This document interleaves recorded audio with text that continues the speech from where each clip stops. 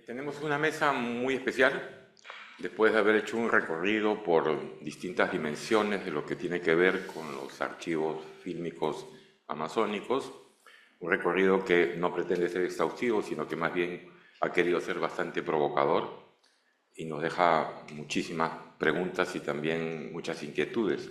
Ahora nos toca conversar con quienes han animado este proyecto, ¿no? Que los vamos a confrontar el día de hoy para que puedan contarnos por qué Río Abierto, qué es lo que propone el proyecto, porque es el proyecto Río Abierto el que nos ha convocado en realidad a todos nosotros, incluyendo al Instituto Río Agüero y a la Filmoteca de la Universidad, que con mucho entusiasmo hemos acogido justamente esta iniciativa, pero ellos vienen trabajando desde hace bastante tiempo.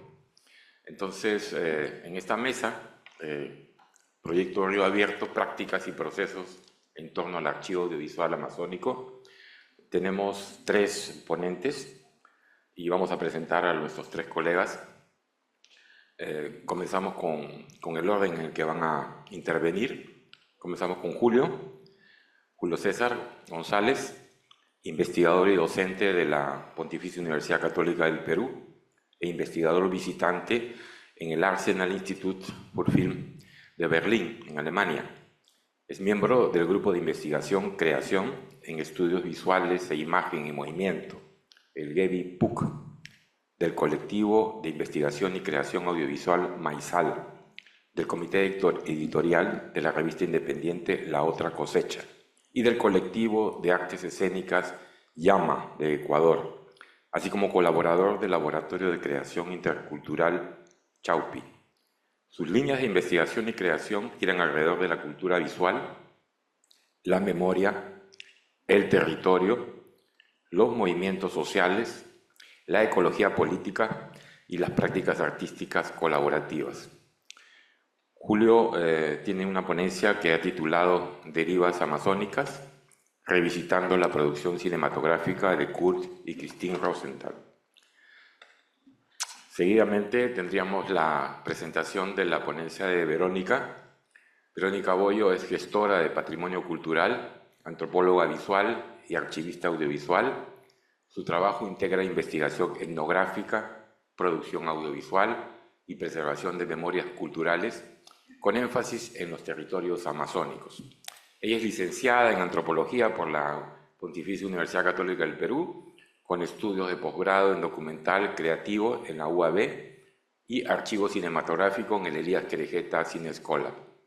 Desde el 2022 desarrolla el proyecto Río Abierto sobre cine amazónico, con el que lidera procesos de documentación y archivo de colecciones audiovisuales de la región amazónica, integrando metodologías etnográficas y archivísticas. Es investigadora del Instituto Río Agüero de la Universidad Católica y fundadora de Dynamo Culture Lab, asociación cultural dedicada a proyectos colaborativos. Finalmente, tenemos la presencia en línea, de manera virtual, de Muriel Holguín. Muriel es archivista y animadora, forma parte de Tenis Studio, un estudio peruano dedicado a la creación de contenido animado para cine y televisión. Participa en proyectos de restauración e investigación audiovisual como Río Abierto, preservación y recuperación de la memoria audiovisual en movimiento de la Amazonía, donde se desempeña como archivista y colorista. Actualmente desarrolla su tesis Archivo de Animación Peruana 1970-1990, ganadora del Estímulo a la Preservación Audiovisual 2024-2025, otorgado por el Ministerio de Cultura del Perú. También colabora en la investigación y digitalización de cortometrajes animados del Fondo Cinevi, en coordinación con el investigador Santiago Aguilar. Ella nos va a presentar la ponencia Color y Origen, retos en el proceso de recuperación de color en motilones lavistas, que la vimos el día de ayer. Entonces, es importante señalar que de alguna manera en el orden en el que los vamos a presentar también obedece a una secuencia del orden en el que los colegas vienen trabajando, ¿no? Julio concentrado fundamentalmente en lo que es la identificación de todo lo que es los registros audiovisuales y el patrimonio registrado en imágenes en movimiento. Verónica, básicamente ahora concentrada en lo que es catalogación, y Muriel, que está concentrando su trabajo últimamente en el área de lo que es restauración. Entonces tenemos un poco la cadena completa de todo el proceso de recuperación de la memoria en estos soportes. Tienen 15 minutos cada uno y comenzamos con Julio. Buenas tardes con todos y todas, a las compañeras presentes de manera virtual y acá en la sala. Voy a poner acá el tiempo para no desbordarme en la palabra. Voy a compartir un PPT también para la gente que está en la virtualidad.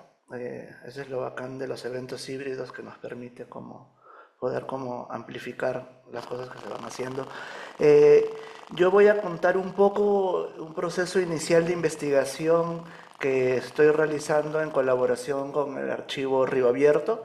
Yo hago parte del GEI, del Grupo de Investigación Creación en Estudios Visuales e Imágenes en Movimiento del Departamento de Comunicación, y desde el grupo hemos venido impulsando una campaña interna de ir indagando alrededor de recuperar la memoria audiovisual de prácticas cinematográficas de un periodo siempre en revisión, que es ese periodo para el mundo del cine de lo que fuera la ley, la 19327, ¿no? Pero desde una perspectiva de esas aristas de un tipo de construcción de subjetividad política a través de las imágenes, ¿no?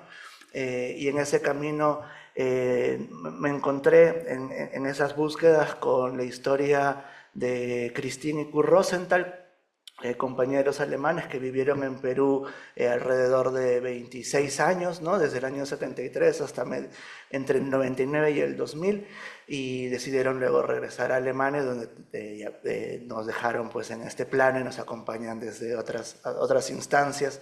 Y pues su filmografía empezó a inquietar un montón a partir de cuando me entero de su participación activa en la producción de una película producida por Marita Barea y dirigida por Luis Figueroa, Los Perros Hambrientos, ¿no? Veníamos acompañando un proceso de trabajo con Marita, con un equipo de investigación también interdisciplinar, y pues la pista de la historia de Christine y Kurt apareció, ¿no? en ese trayecto. Y pues me empecé a inquietar. Había leído siempre alrededor de esta pareja en textos, comentarios, ¿no? De manera muy dispersa, y empecé a hacer una primera etapa de identificar esas fuentes escritas, ¿no? Y luego empezar a conversar con personas que habían compartido en su tiempo pues con ellos acá en Perú, ¿no? Y ver como las distintas capas de vida en su trabajo. Entonces, primero honrarles a ellos dos, a Christine y Kurt. Esas son unas fotos de rodaje cuando estuvieron en Cajamarca, en Celendín, rodando Los Perros Hambrientos. Agradecer a la familia Rosenthal, que viven en Mainz, Alemania, ¿no? Que gentilmente me permitieron estar en una estancia ahí, al Maiko y Florian.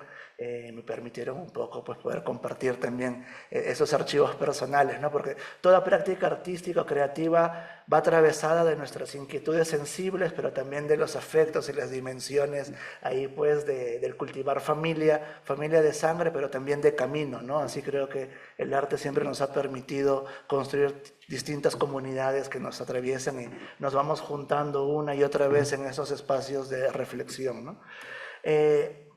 Ellos primero tuvieron una etapa de producción muy activa en Alemania, en Hamburgo. Fueron parte de lo que llaman un poco ese largo mayo del 68 en el cine político europeo, y que también tuvo mucha resonancia en Perú.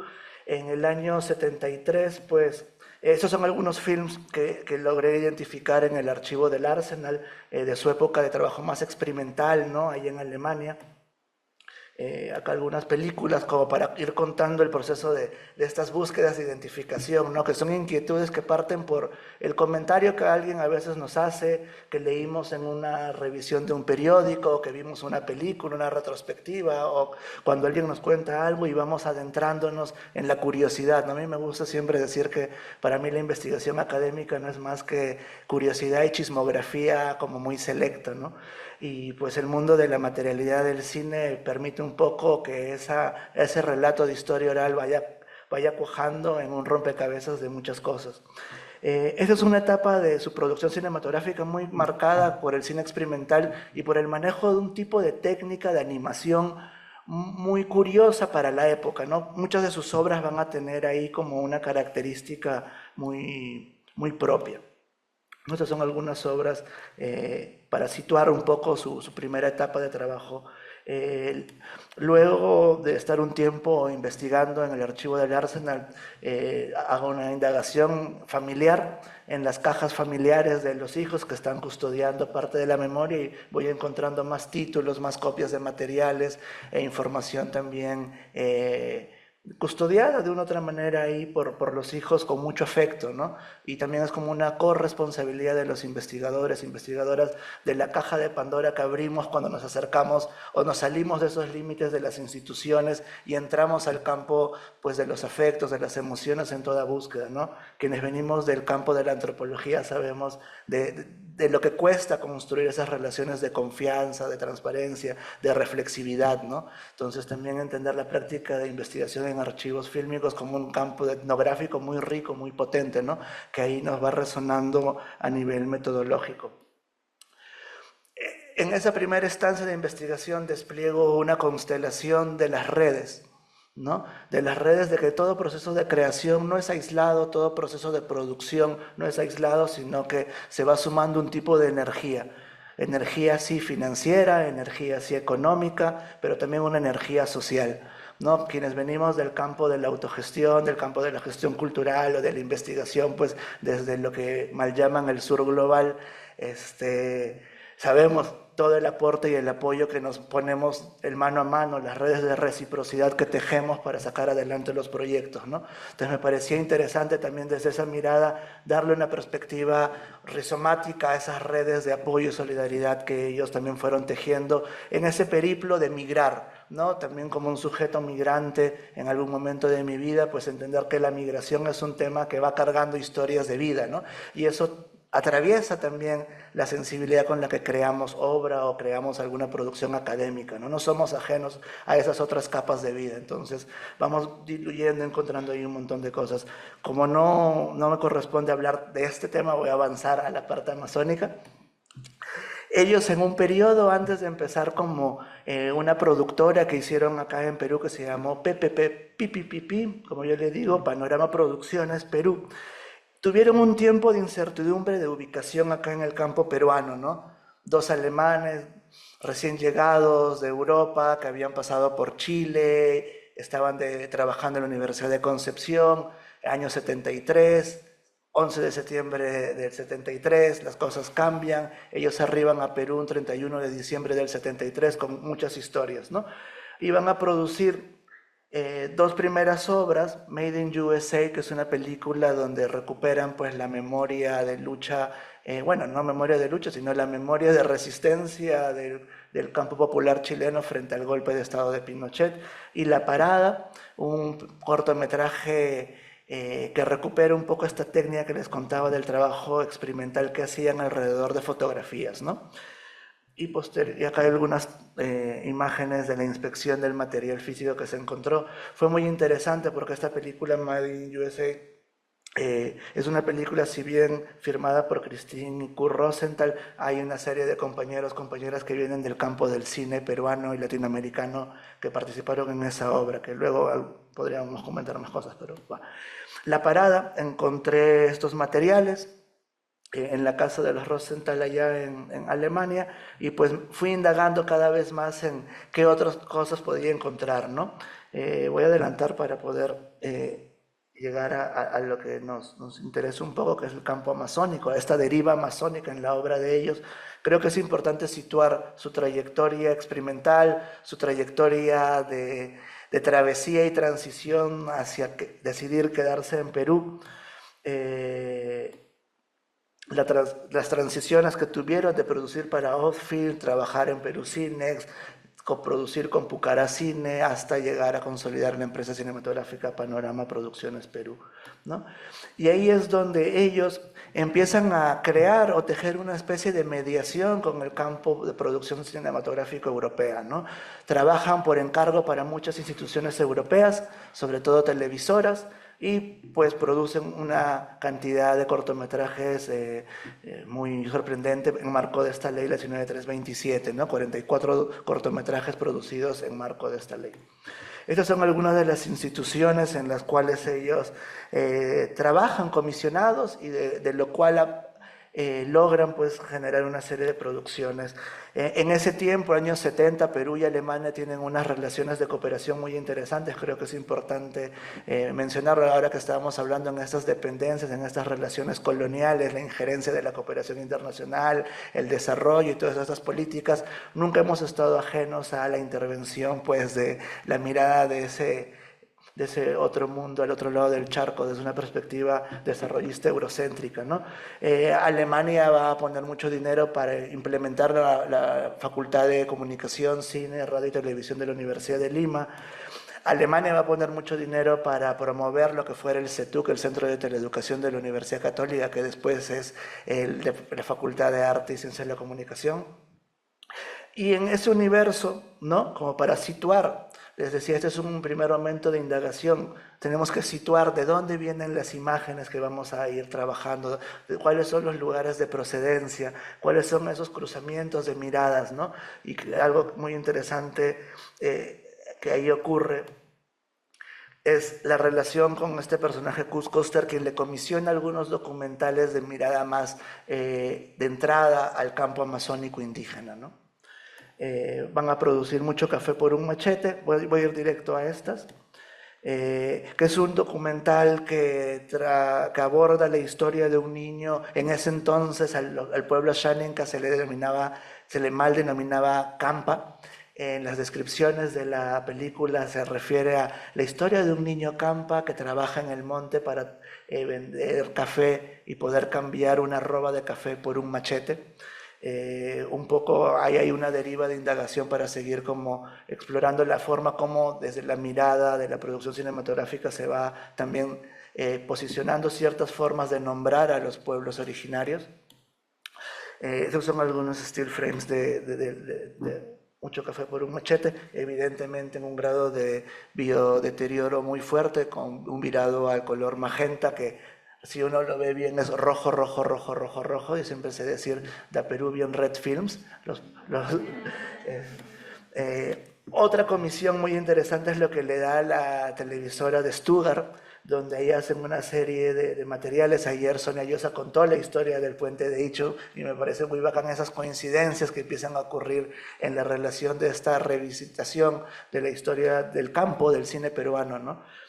Y otra que a mí me llama mucho la atención en la indagación fue Fiebre del oro en el río de Madre de Dios, ¿no? Ahí podemos ver a Jorge Viñati haciendo el Peruvian Drone en el 77, 78, y un poco el mismo estado de biodeterioro, ¿no? Las películas de ese entonces se rodaron en 16 milímetros. Lo que yo he identificado hasta el momento en estos dos casos es una ampliación, un blow-up a 35 milímetros con sonido óptico y 16 milímetros con sonido magnético, ¿no? Ambas con el deterioro al rojo, en un buen estado todavía de perforaciones y todo eso. Pero para ir cerrando, me interesaba como dejar algunos tropos, ¿no? Ayer hablábamos del tropo del cargador, hablábamos del tropo del oro, y algo muy interesante en estas dos películas y seguramente dentro de otros materiales filmográficos de esta pareja es el tropo de las infancias, ¿no? Ayer también Sonia Llosa enfocó muy, muy temprano el tropo de este niño en Iquitos y pues ahí para seguir compartiendo, ¿no? La idea de estos encuentros es que todas estas indagaciones multipliquen las lecturas que les podamos hacer a estas películas, ¿no? Otro tropo que también se encuentra muy temprano, a finales de los 70 en ese tipo de cinematografía, son estos espacios en los pequeños centros poblados donde las comunidades se acercan para vender y dar cuenta, por un lado, del café o del cultivo del maíz y por otro lado, de la draga de los ríos que llegan a ciertos lugares para ser pesados y ser cambiados por algún nivel. Y honrando ahí lo que ayer Lorena Vez también comentaba, y lo venimos diciendo hace muchos años, el tropo del cargador, ¿no? Entonces creo que la importancia de volver a ver estos archivos, de hacer estos procesos de investigación, no solo pasa por el tema técnico y apasionante de la materialidad del film, sino también empezar a encontrar esas capas de lectura de las formas de representación, visualidades y qué tipo de subjetividad a través de las imágenes se ha ido construyendo y qué regímenes de visualidad se han ido posicionando sobre el campo amazónico, ¿no? Y nada, honrando el tiempo, muchas gracias y podemos conversar luego.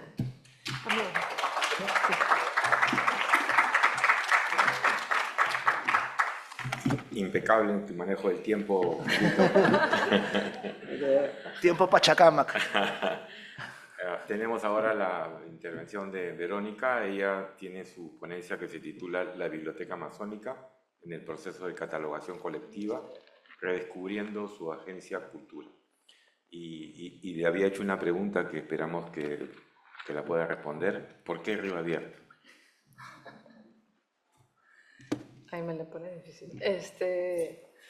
Bueno, creo que también voy a entrar un poco en la misma línea de lo que estaba hablando Julio, desde la expertise o la práctica antropológica. Mi desarrollo ha sido más desde combinar la etnografía con la producción, no tanto en el campo académico, sino cómo una investigación de campo deriva en un desarrollo de diferentes proyectos, diversos proyectos que tienen muchos enfoques diversos desde el patrimonio y la gestión patrimonial, en la aplicación más cultural, de gestión cultural, de producción cultural.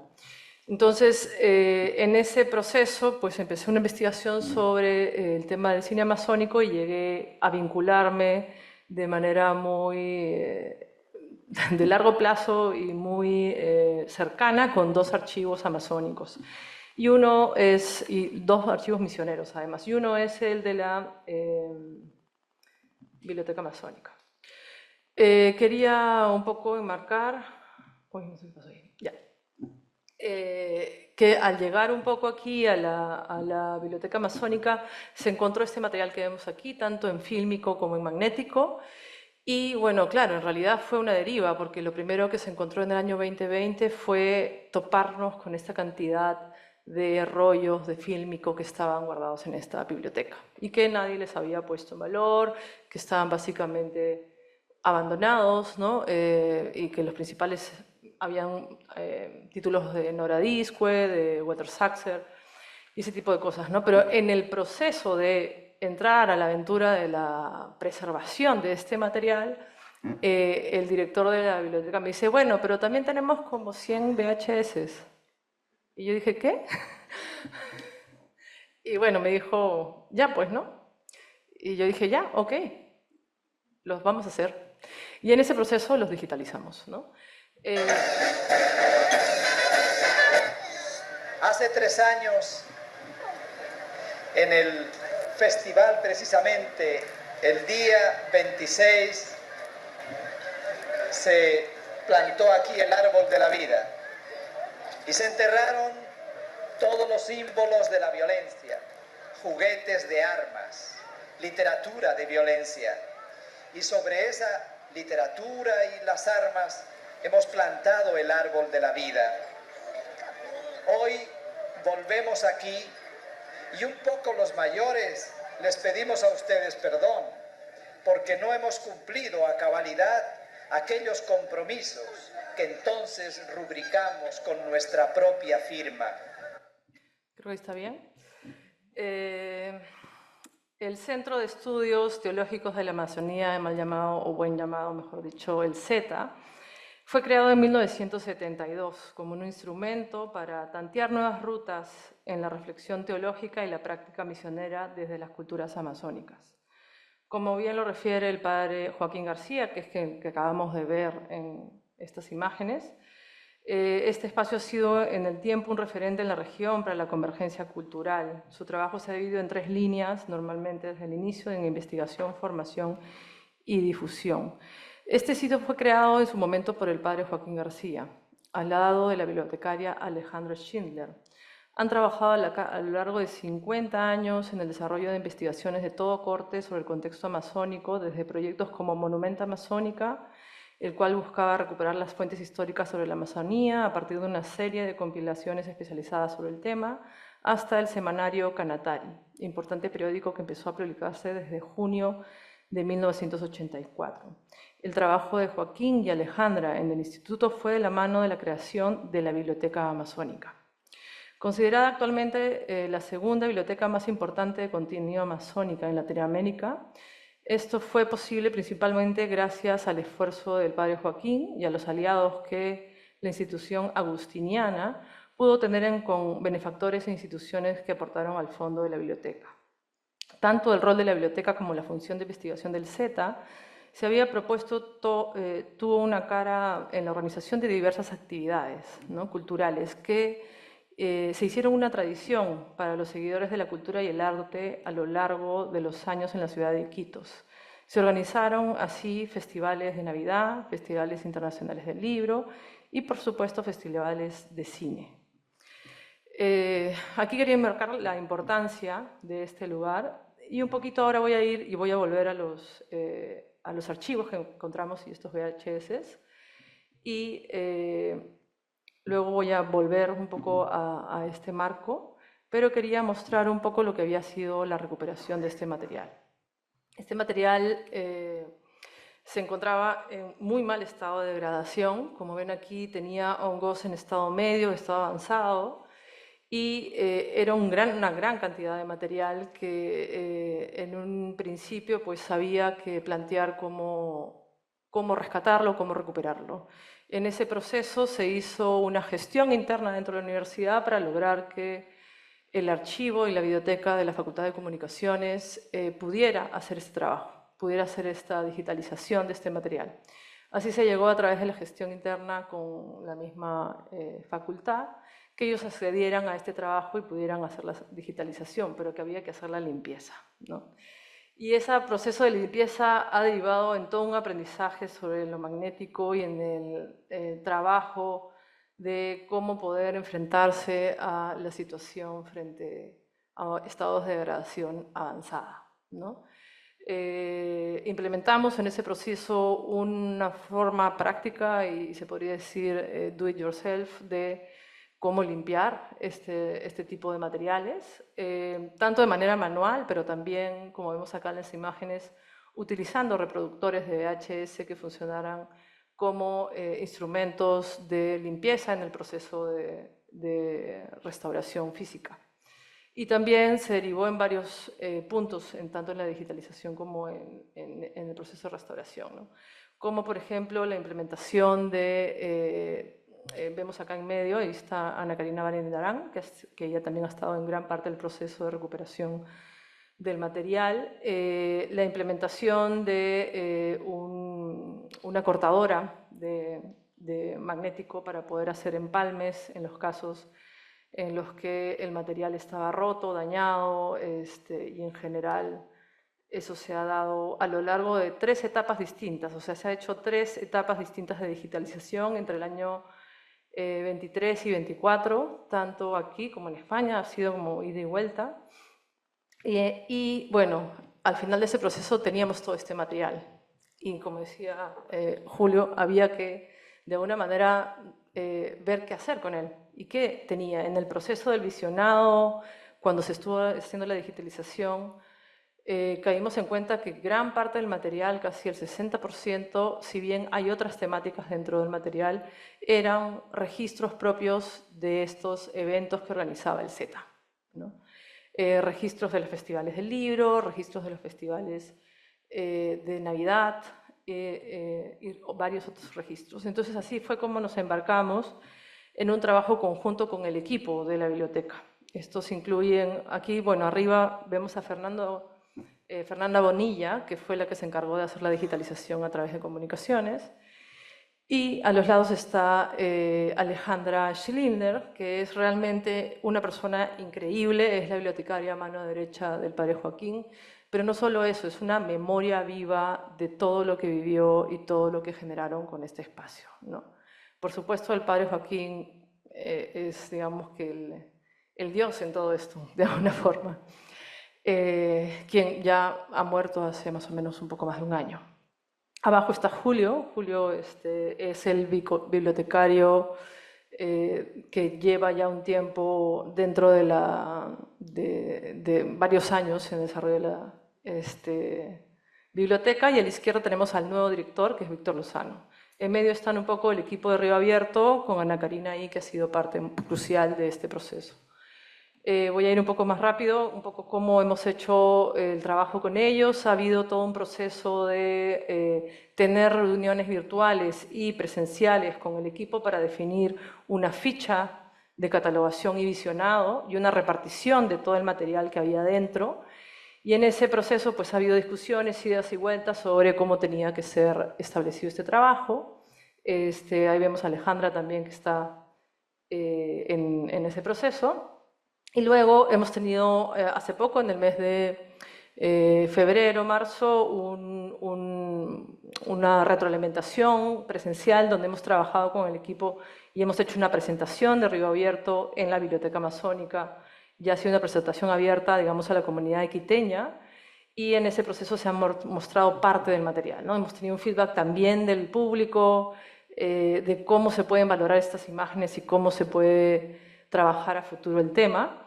Y en ese viaje resulta que nos encontramos con que la Biblioteca Amazónica tenía folios de documentos físicos de todos esos festivales. Entonces, bueno, cosas van, cosas vienen. Logramos en ese viaje digitalizarlos, gran parte de ellos. Los programas, los afiches, todo este material que estaba dentro de este archivo, ¿no? Que hay muchísimo más por recuperar y digitalizar, ¿no? Bueno, eso fue gracias a una coordinación interna y también la puesta en marcha de los propios actores, como Julio, que básicamente fue el que logró hacer la gestión con personas que localmente estaban trabajando en la digitalización del material y, digamos, que ponernos de contrabando este material y digitalizarlos en alta calidad. Entonces, ¿qué ha salido de ese proceso? De ese proceso han salido estos tres temas o estos tres ejes que vemos aquí. Uno son los festivales de libro, que también son los festivales de la Navidad, que son un poco, fueron 23 festivales desde el año 84 realizados, donde si es increíble realmente a la hora de haber digitalizado la documentación que estaba en estos folios. No les miento, serían 20 actividades por festival, entre lo que organizaban con centros culturales, el gobierno regional, eran infinitos. Era un evento muy, muy grande, realmente a nivel regional, y el impacto que llegaba en Iquitos era muy importante. Luego otro eje ha sido el tema de la iglesia de los agustinos. Hay algunos videos que son de la inauguración de la iglesia de Punchana, la visita del Papa a Iquitos, e inclusive el centenario de los agustinos en Iquitos. Hay varios temas que se ven en las imágenes en varios videos.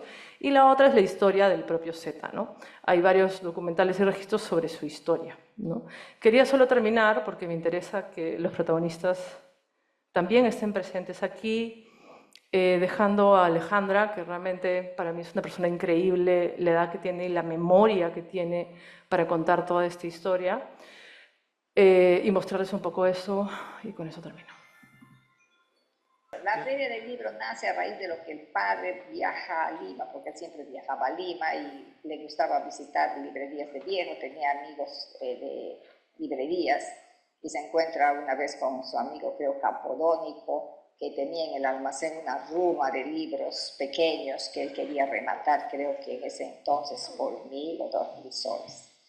Así que regresa a Iquitos, y en esa época estaba como alcalde en el año 84 el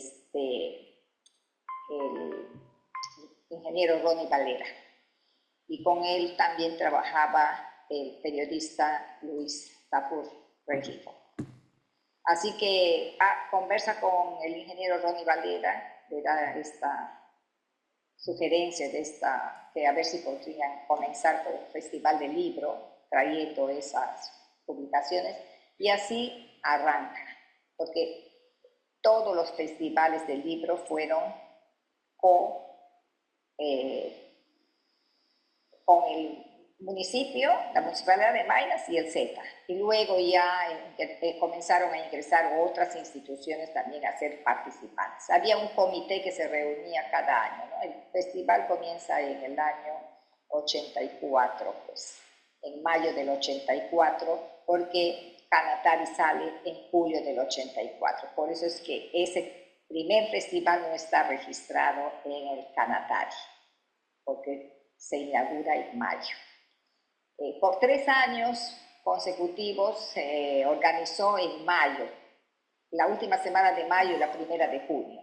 Después ya se cambió para la última semana de julio y la primera de agosto. Era un festival muy esperado por la ciudadanía. Bueno, eso es.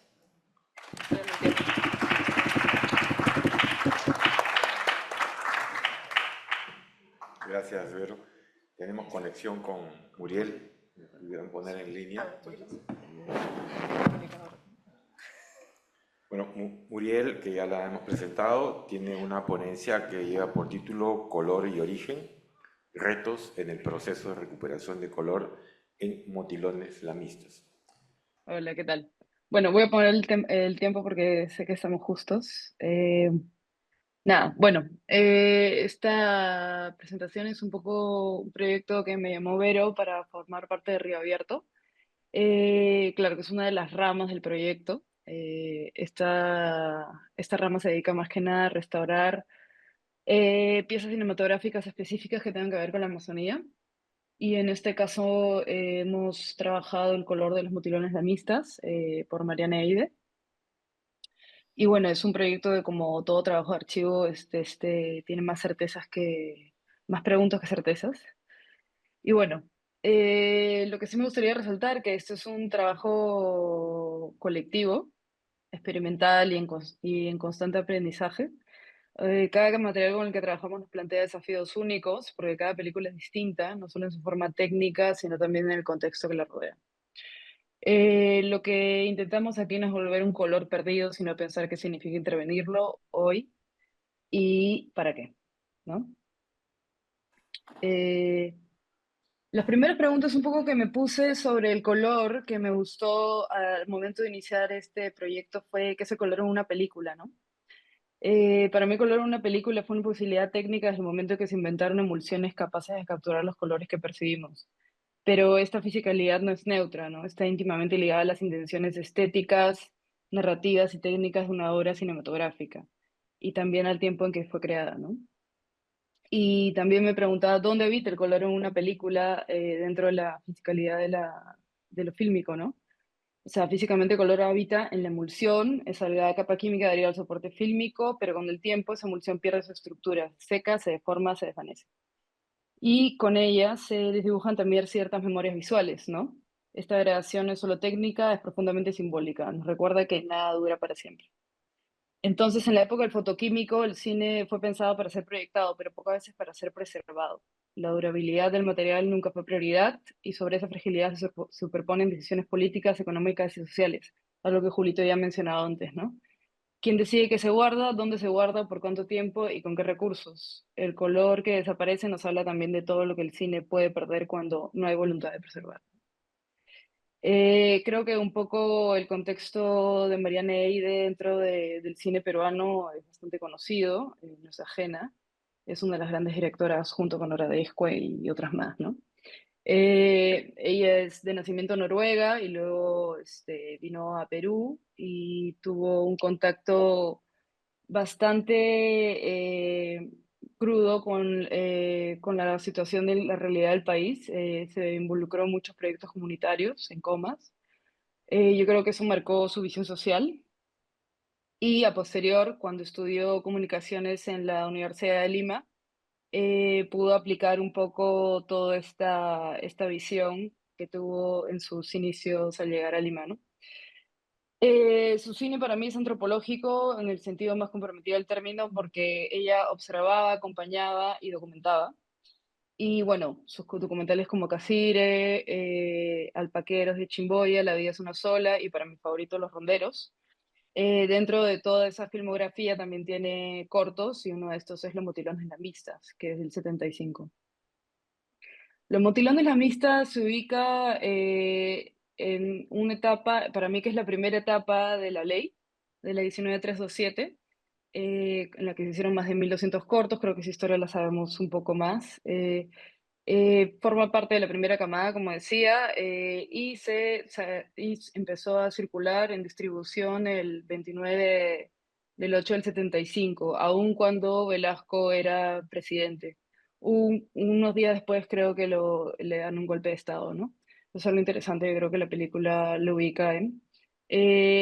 Acá podemos ver la ficha técnica que he sacado de Cuando el cine era una fiesta, con la que hemos usado para hacer una bitácora de motilones. Bueno, y la película, el corto, trata sobre un escrito que se llama La conquista de los motilones del Guayana Central en los siglos XVII y XVIII. Me parece interesante que bueno, el guión haya sido basado en este estudio antropológico. Eh, y bueno, a ver, me vuelvo a ubicar. Eh, La ley incentivaba toda esta producción a través de mecanismos fiscales, lo cual permitió una diversidad de miradas inéditas hasta entonces. Sin embargo, me gustaría resaltar que dentro de lo beneficiosa que fue la ley, la producción fue posible con muy poca infraestructura, o sea, no existían laboratorios estandarizados ni formación técnica especializada. Cada película se hacía como se podía y eso incluye problemas serios de archivo y preservación. Muchos cortos fueron revelados sin la química adecuada o almacenados sin control de temperatura ni humedad, ya que ni siquiera lo contemplaban como para largo plazo. Por eso, hoy cuando restauramos estas películas, estamos corrigiendo también los rastros de un sistema industrial cinematográfico bastante precarizado. Puedes avanzar, Eh, puedes avanzar el PPT porque estás con la imagen anterior. Ahora sí. Ahora sí, listo. La copia con la que hemos trabajado los motilones lamistas es una versión de 35 milímetros. Eh, yo creo que corresponde a una generación de cuarto o sexta. Según entrevistas realizadas por Verónica, durante el proceso el cortometraje fue originalmente grabado en 16 milímetros y luego sometido a un blow-up a 35, que es la copia con la que resultamos ahora. Eh, el material en un inicio presentaba múltiples signos de deterioro, rayas profundas, hongos, suciedad, que es muy clásico, y una notable inestabilidad en la pista de sonido óptico, que creo que es algo que voy a volver más adelante. Y bueno, formada como parte de la red Peruvian Films, como decía también Julito, ¿no? Entonces, este tipo para mí, de efectos es muy común, o sea, sobre todo el del sonido óptico, en copias de proyección realizadas en laboratorios locales, aunque también podría repetirse en otros contextos latinoamericanos. No he averiguado lo suficiente como para comparar eso. En mi experiencia, de lo que hasta ahora vengo haciendo, revisar material en 35, suelen aparecer estas mismas fallas. Por eso es que me llama mucho la atención y es algo que también lo anoto como algo, un denominador común en todas las películas que vemos. Bueno, me gustaría que se pueda pasar el video. Me dicen si corre bien. Este es el primer intento, bueno, Luis Juárez, que se encargó de la estabilización y de la limpieza de rayas y manchas, eh, em, se encargó de estabilizar el material, de limpiarlo, creo que se pueden ver algunas diferencias ahí. Igual es un clip pequeño como para que entiendan la idea, antes del color es previo este tipo de trabajos. Luego, pasó a mis manos, pero antes de eso, bueno, y durante el proceso, Verónica me pasa estas fotos justamente de Lamas, en la época en la que ella estaba, en la época en la que yo creo que Mariana estaba haciendo un poco un estudio de campo, o por lo menos adentrándose a lo que vendría a ser Motilanes la Amistad, ¿no? Eh, yo me gustaría, me interesaba poner estas fotos porque son como una especie de referencia de color. Igual también sé que las fotos están degradadas también, así que, pero por lo menos en forma y y en algunos colores siento que coinciden ambos materiales, cosa que me parece interesante. Bueno, y ahora con la cuestión del color. A mí me llegó, la verdad, el material ha sido bastante retador para trabajar. porque si bien yo estoy recién iniciando con estos proyectos de color y poder equilibrar todo, todavía hay muchas fases en las que uno se puede perder fácilmente por las posibilidades digitales que te puede dar el software, ¿no? Pero lo primero que se hizo fue, como se ve en el video, es que, más que nada, eh, agrandar el rango dinámico de los tres colores, del rojo, verde y azul, para que pueda generar un abanico más de colores y de grises. Y controlar también, equilibrar los colores, porque claramente como está degradado al magenta, ese es el reto más grande el reto más grande de poder sacar, no solamente sacar ese color, mantenerlo y revivir los otros, ¿no? Entonces acá es una pequeña demostración de cómo se han trabajado con los nodos, ¿no? Con Y significa luminancias, DOM, dominantes, saturaciones, y luego piel. La piel es un referente muy importante para los procesos de color porque es el único punto real que sabemos cómo se ven las pieles, ¿no? Obviamente considerando los colores de pieles de cada grupo etnográfico, creo que eso es algo que se tiene que tener en cuenta, ¿no? Luego acá podemos ver otro video más en la que se puede ver otra escena donde pude recuperar los verdes. Igual hay unos temas, creo que se puede ver acá en la izquierda de la imagen, el tema del sonido y cómo invade, ¿no? Por ciertos momentos, durante ciertas secuencias. Eso sí es bastante complicado de quitar. Hay ciertos límites en los que ya el material es testimonio del paso del tiempo, y no solamente del paso del tiempo, sino también de decisiones dentro de los laboratorios, copiados y redistribución y almacenaje que afecta al material a la larga, ¿no? Acá creo que puedo mostrar otro clip más. Se puede ver más o menos todos los colores que se han recuperado, también los cielos son una referencia, pero en verdad la piel es el punto de anclaje como para comenzar todo tipo de trabajo de color, sobre todo en el material de documental, donde siempre sale gente, personas, ¿no? Es más complicado cuando no hay seres humanos en la película a veces. Bueno, hay un problema bastante complicado que se nos ha presentado dentro de la recuperación de color de este corto. Es una mancha como verde móvil que atraviesa toda la imagen y que se mueve de izquierda a derecha, y eso genera que el tiempo de trabajo para el color eh, ¿cómo se llama? Esté ligado a ver si ponemos máscaras o no para poder seguir esa mancha, cosa que eso genera más tiempo trabajando en el color, y hay ciertas decisiones que hay que hacer hasta qué punto se tiene que seguir trabajando, ¿no? Sobre todo con un material que está tan deteriorado. Me gustaría también un poco mencionar de que el trabajo de color tiene que partir también de una investigación de produjeron estos materiales, tanto cómo se filmaron, con qué emulsiones, a dónde fueron revelados, ¿no? Porque la mayoría del material peruano fue revelado al exterior, y eso generaba pues una pérdida de negativos, de copias y de archivos que ahorita serían muy trascendentes como para poder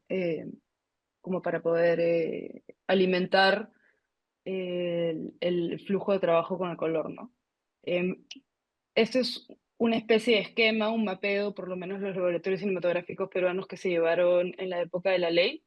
Está Cinefotocolor, Novo Laboratorios, Telecine, Industria del Cine, Cinecolor y Color Films.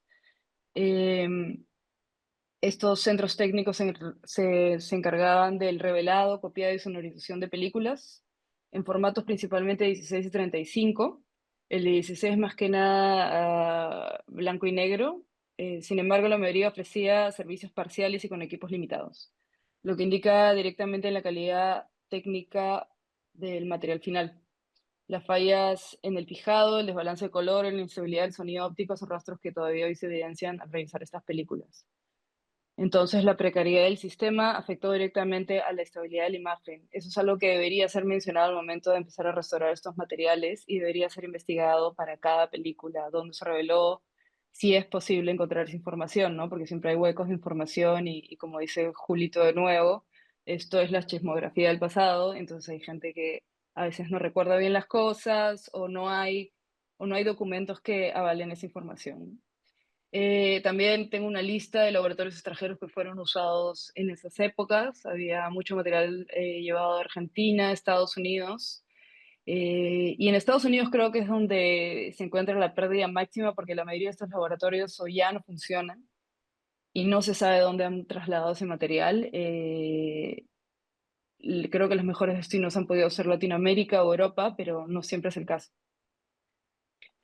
Y bueno, y con esto creo que termino la presentación. Espero que no haya sido muy corta, no he querido correr. Gracias.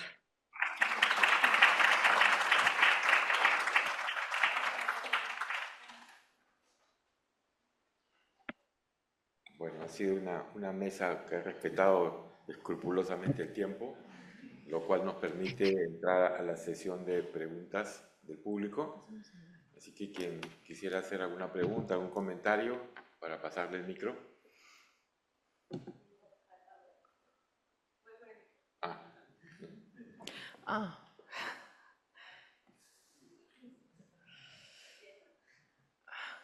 No te había visto. Voy a aprovechar, Muriel. Ayer María Ruiz ha dado ahí una clave sobre la mancha de sonido. Sí. Sí. No lo imaginaba. María Ruiz sabe lo que es eso, sí, obvio. Qué increíble. Tienes la palabra. Gracias. Hola. Tenía una pregunta quizás metodológica con respecto al uso de archivos no fílmicos, que creo que han estado presentes en las tres presentaciones. En el caso de los Rosenthal, esas fotografías, los documentos custodiados por la familia. En tu caso, toda esta documentación sobre los festivales y en el caso de Muriel también las fotos como referencia de color. Y quería saber cómo piensan ustedes que se incorporan estos otros archivos en los distintos procesos que hacen ustedes, no solamente para una cuestión, digamos, concreta de corrección del color, que es fascinante en sí misma, sino posteriormente a nivel de dar contexto o, en fin, ¿qué otros usos le dan a estos otros archivos? A ver, hay una cuestión interna que estamos como ya casi estandarizando, que es que por cada película que se plantea restaurar abrimos una bitácora. Y al final la bitácora esta se vuelve un mundo. Ahorita que he visto, por ejemplo, con las dos cortos de ayer hemos empezado con Iquitos y con Aguajuntis, una bitácora que todavía está al inicio, pero ahora que he vuelto y he regresado a la bitácora de Motilones es como hay muchísimos... hay mucha referencia técnica, pero también entrevistas que se han hecho en directo a familiares o a otros técnicos, o sea, toda la parte más como de investigación para el archivo, ¿no? No hemos hecho tanto tema de contexto, por ejemplo, como trabaja la investigación reversible, o de insertarlo en la lógica de la obra, pero sí investigación enfocada para lo que se necesita en la restauración, ¿no? Y la bitácora y la idea de trabajar una bitácora que tiene cosas visuales, fotos, referencias de toda clase, no solamente documental, está ayudando bastante. No, sí, y metodológicamente sí es un reto, ¿no? Todos estos documentos anexos, más allá de los elementos fílmicos, porque claro, en Perú no tenemos propiamente pues esas instancias de cinematecas, salvo la filmoteca, que es un tipo de instancia, no pública, pero lo es, pero no tiene una dedicación, por ejemplo, de renta de films.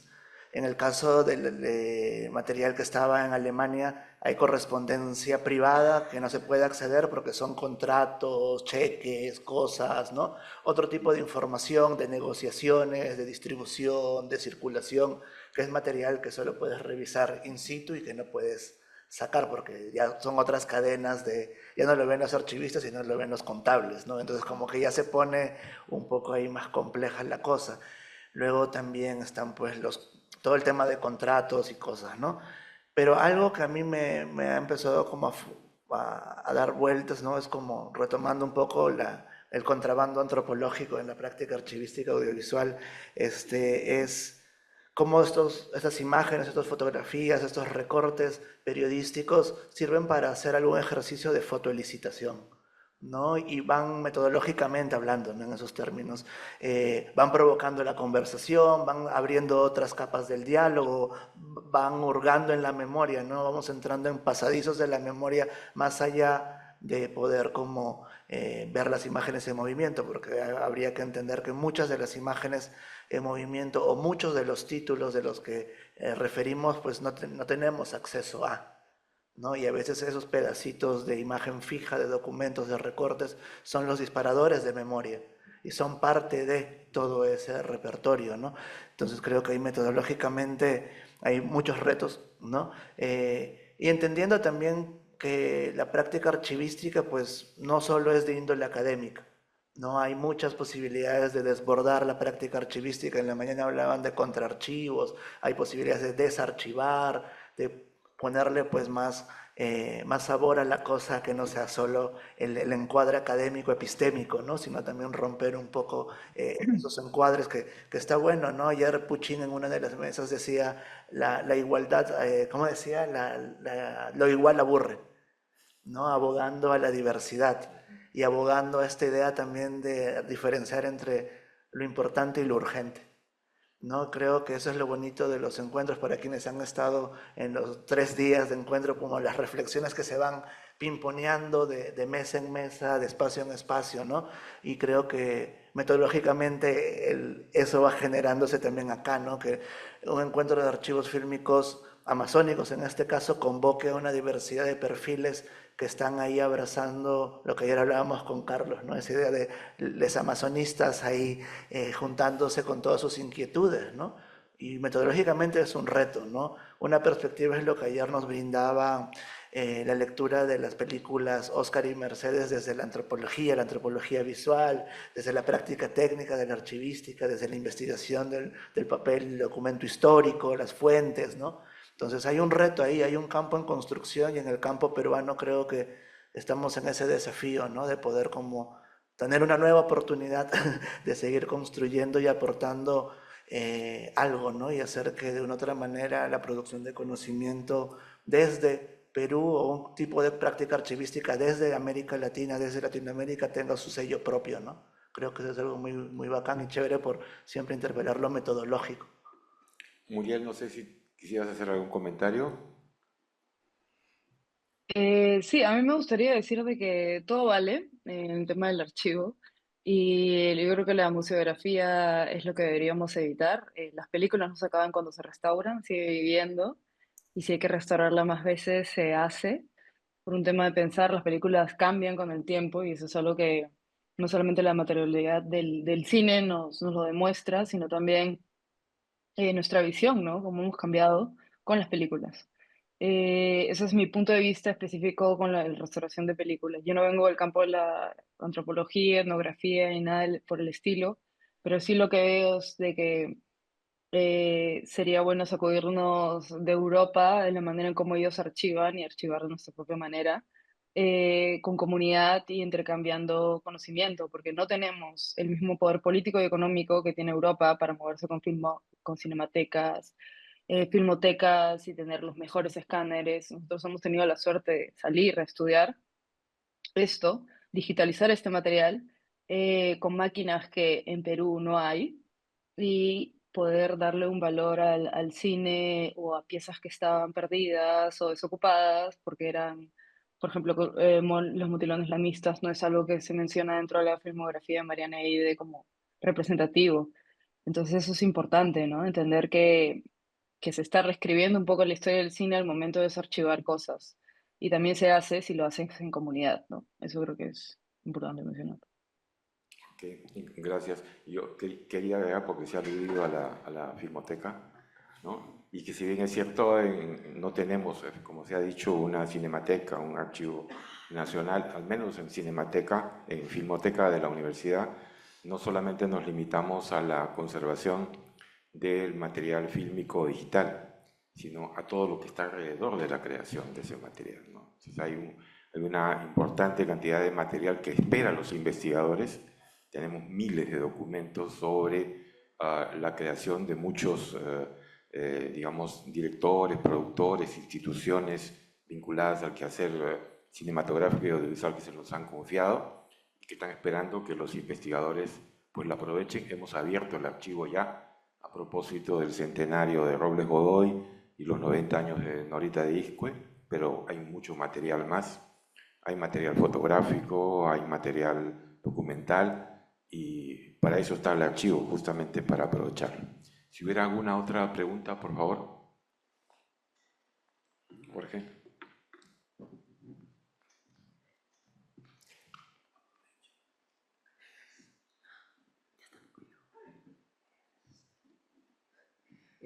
Yo quería preguntarle, sobre todo a Muriel, que habló de esta ley de los 70s y me parece entender de todas las ponencias que es una ley que fue útil para crear estos conocimientos, estas técnicas, para crear una industria nacional de cine y laboratorios.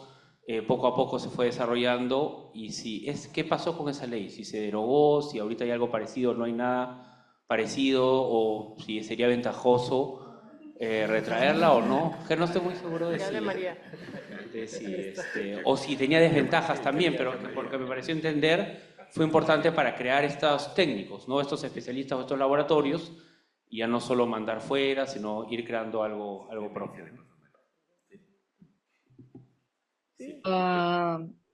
Creo que María Bueno, es la más sí, María mejor.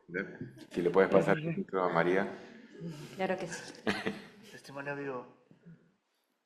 Porque lo ha vivido. Sí, es verdad.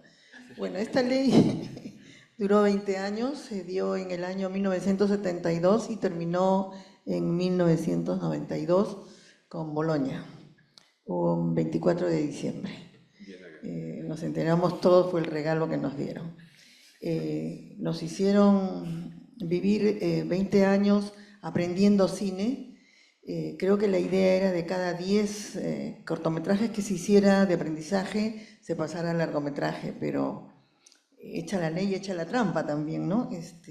No todos lo utilizábamos de la misma manera, y esta ley fue muy propicia porque preparó a mucha gente en el aspecto cinematográfico, en el aspecto técnico y en el aspecto creativo. Incluso llegó a crearse muchas más empresas de cine y laboratorios. Aquí existió laboratorios de revelado de blanco y negro, de color, de 16, de 35, no de 8, de 8 milímetros me refiero. Y muchas empresas no solamente compraron equipos, adquirieron equipos, prepararon mucha gente, ya existía después las universidades que preparaban gente en comunicación, y entonces fue una etapa creativa muy propicia para el aprendizaje y muy generosa en el sentido de que lo principal era que terminado un cortometraje pasaba por la exhibición obligatoria, previo paso por una especie de censura, no me recuerdo el nombre, como era, Coprosi, que calificaba los cortos, y cuando los calificaba pasaban a una exhibición de 18 meses a nivel nacional. O sea, una película, un cortometraje aprobado, pasaba 18 meses a nivel nacional, ¿no? Recorriendo todo el Perú. Entonces, lo que ahora estamos restaurando es justamente eso, las copias de exhibición que en ese momento terminaron su recorrido y que por ahí algunos cineastas o algunas empresas guardaron en algún lugar de la casa y quedó.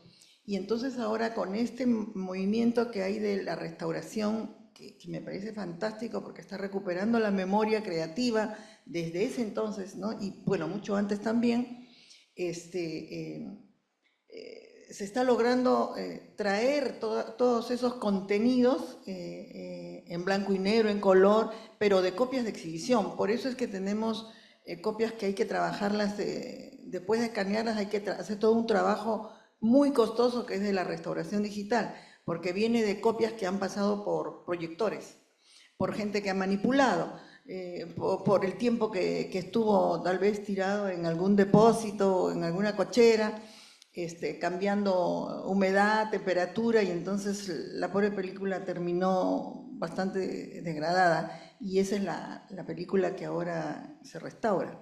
La 19327 terminó, pero se hizo otra ley que tampoco se cumplió del todo, porque casi todas las leyes se cumplen al 60%, no se cumplen en su totalidad, pero considero que esa ley fue muy buena en el sentido de que obligaba a las salas cinematográficas a dar la exhibición obligatoria tanto de cortometrajes como de cortometrajes. En ese momento los cortometrajes, cuando acabaron su exhibición obligatoria en el año 1992, la propia gente, el propio público se había acostumbrado a ver, antes del largometraje, ver un cortometraje. Y el cortometraje había creado identidad nacional. Había cortometrajes de toda naturaleza, ¿no? Sobre todo del Perú profundo, que no se conocía, ¿no? De institucionales, corporativos, de toda índole eran los materiales que había, de la selva, de la costa, de la sierra, de minas, de sembríos, de campesinos, de todo lo laboral, ¿no? Y también había aspectos creativos. Y de ahí salió una buena generación de directores de largometrajes, y ya cuando estaba empezando a aparecer la segunda camada digamos, de directores creativos, se cortó la ley.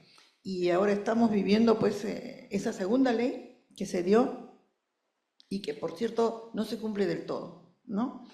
Pero yo pienso que fue una buena ley que no se cumplió del todo, pero que generó cosas muy buenas en el sentido de que gente de cine, se hizo mucha creación, que es lo que estamos recuperando ahora. Incluso hubo noticieros, ¿no? Noticieros que también pasaban por la Coprosi, y ahora nos mantiene informados de las cosas políticas, deportivas, culturales, todos que se hicieron en ese momento. Así que mi punto de vista es que fue una muy buena ley. Gracias, María. Gracias. Si tuviéramos otra intervención, si hubiera. Sí, hay una, la última. Ya. No, mire, realmente Sí, ha estamos sido en maravilloso escuchar todo el trabajo y me he quedado curiosa con la devolución, ¿no? Hacia el público de todos estos archivos que están siendo recuperados. Y bueno, en particular, tanto los motilones como el trabajo también que se ha tratado Julio, pero me he quedado bastante intrigada qué va a suceder con todo esto que está siendo recuperado de Iquitos, ¿no? Porque creo que la vida entera de una ciudad está ahí, ¿no? Así como con la ley está la vida del Perú, pero lo que nos están recuperando a través del Z, del padre Joaquín, ¿qué está sucediendo a nivel de llevar todo esto al público en Iquitos? Pues la verdad es que es una pregunta para los tres, pero me he quedado particularmente curiosa del impacto que va a tener esto en los iquiteños. Ya, bueno, primero ya ha habido una primera fase, o sea, igual lo que yo he presentado es un proceso en proceso, no está finalizado todavía. En el mes de febrero se mostró algunas de las imágenes en una sesión y se habló del proyecto Radio Abierto y todo lo que se había hecho también con lo fílmico. Y se presentaron películas. Y ahorita, en realidad, también implica desde lo colaborativo y, digamos, la visión que he ido aprendiendo en el tiempo bueno, yo estoy esperando que ellos también, se invitó a ellos para que sean parte de esto. Pero claro, ellos tienen pocos recursos, era más difícil. Entonces ahora estamos conversando para poder hacer un seminario ahí, para cierre del proceso. Pero eso depende también de cómo gestionarlo, el financiamiento, etc. Entonces estamos en esa negociación para poder resolver la gestión y el financiamiento para hacerlo. En esa etapa estamos, la idea es probablemente agosto, septiembre. Ahora, bueno, vamos a cerrar aquí con esta mesa y lo que viene después es la última proyección de todo el encuentro. Lo que vamos a necesitar que para eso salgamos todos, porque tiene que haber una pequeña prueba de sonido de al menos unos 10 minutos, porque la película que vamos a ver es una película muda, ¿ok? Que dura más o menos 1 hora y que va a ser musicalizada en vivo. Entonces, el día de ayer, Claudia Álvarez nos ha acompañado con la musicalización de la película de Levi-Strauss y hoy día nos va a acompañar con esta película de Silvino. Entonces, vamos a necesitar que ahora todos salgamos, hacer una espera con el café afuera. Espero que siga. Muriel, no la hemos despedido. Chao, Muri. Chao, cuídense. Chao. Gracias por todo. Y volvemos en 10 minutos para arrancar.